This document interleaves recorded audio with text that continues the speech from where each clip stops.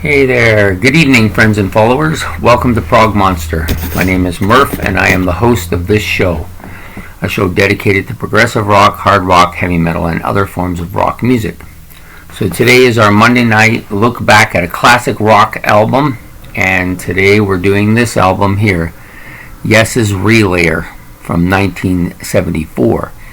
I know that in some of my previous videos I had said it was from 75, because I had this impression that Tales of the Topographical Ocean was from 74 when it was actually from 73. So, having corrected all of that nonsense, we're going to do this album tonight.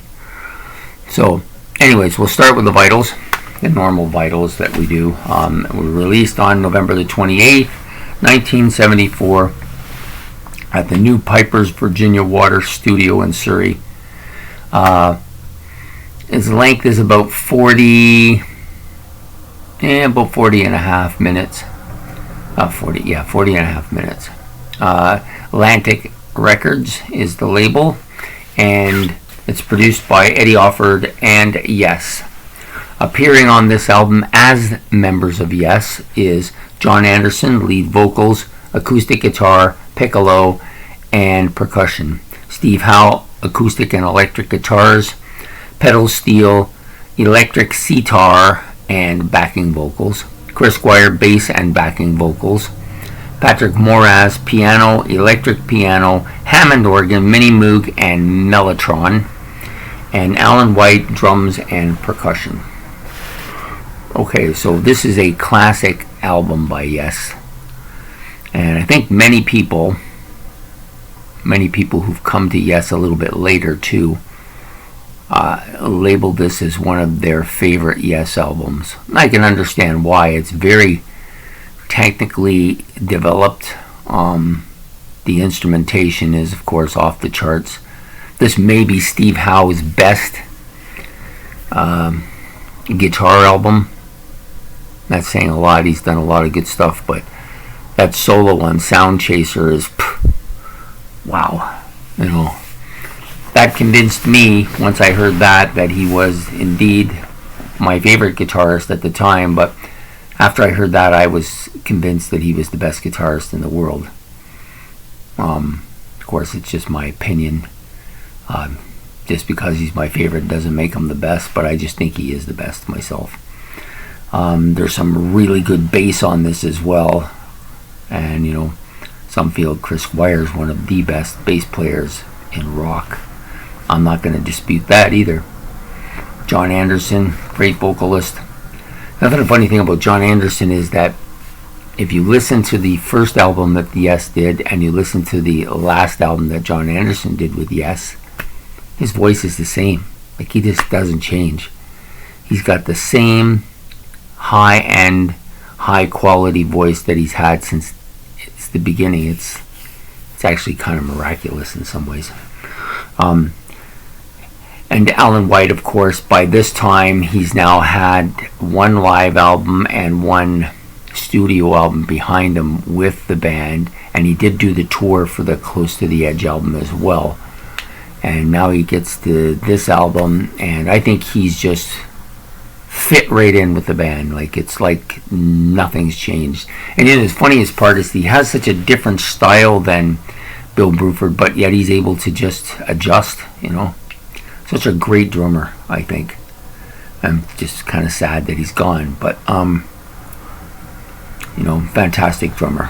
And then, of course, they're joined on this album, replacing Rick Wakeman, who had a problem with the direction that the band was going in when they did Tales of the Topographical Ocean, and he didn't really want to be part of that, so he left, and they replaced him with Patrick Moraz, who I think is just outstanding on this album.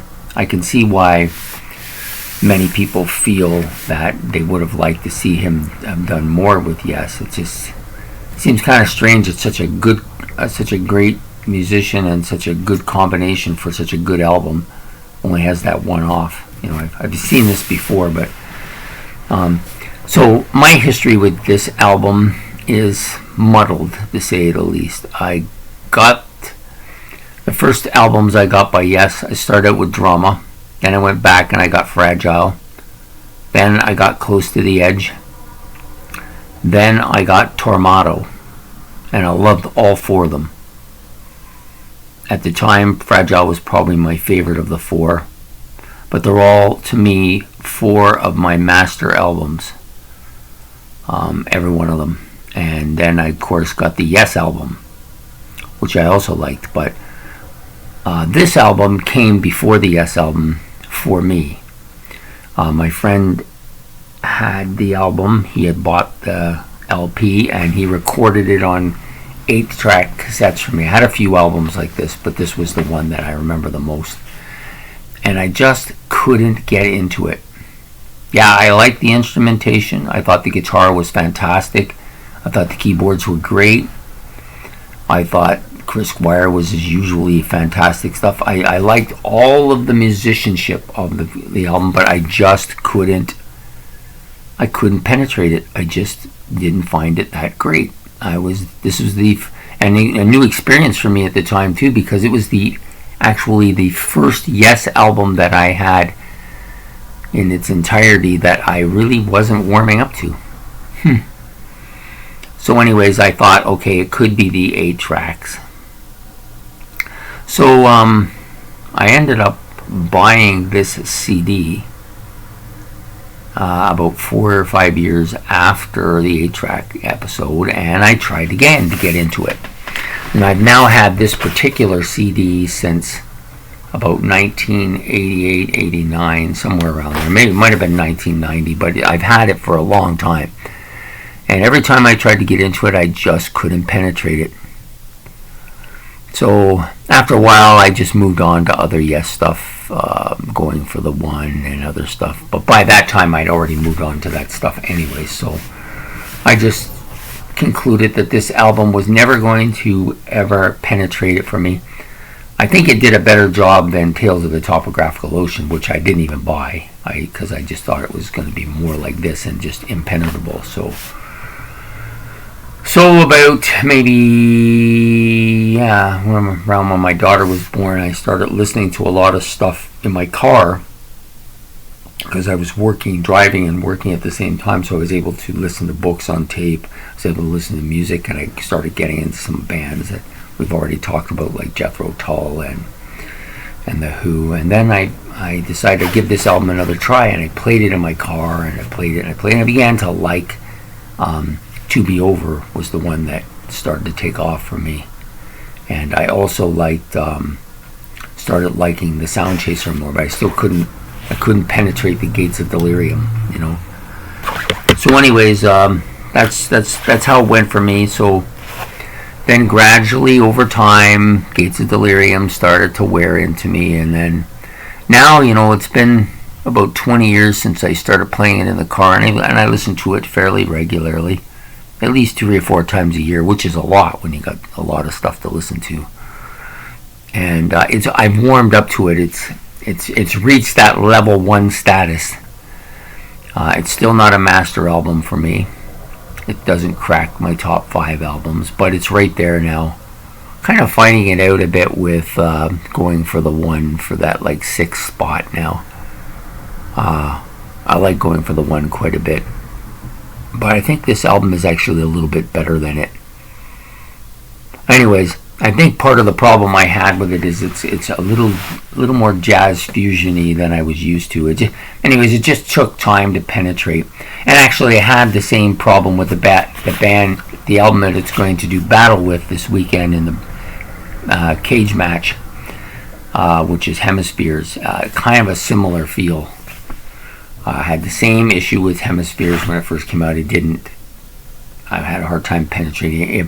But I got into it much quicker than Relayer. Anyways, this is a great album. It's got some fantastic musicianship on it, as I've already said. Gates of Delirium is probably one of the great long songs of all time. It's steadily grown on me to become my favorite of the 3 tracks on the album. Although I still really love that guitar bit in Sound Chaser. And To Be Over is kind of the And You and I of the album, right?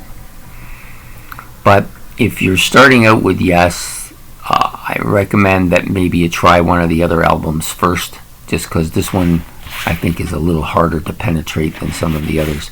I still haven't penetrated Tales of Topographical Ocean. I've tried and tried. It's not really happening, but it takes time for some of these albums.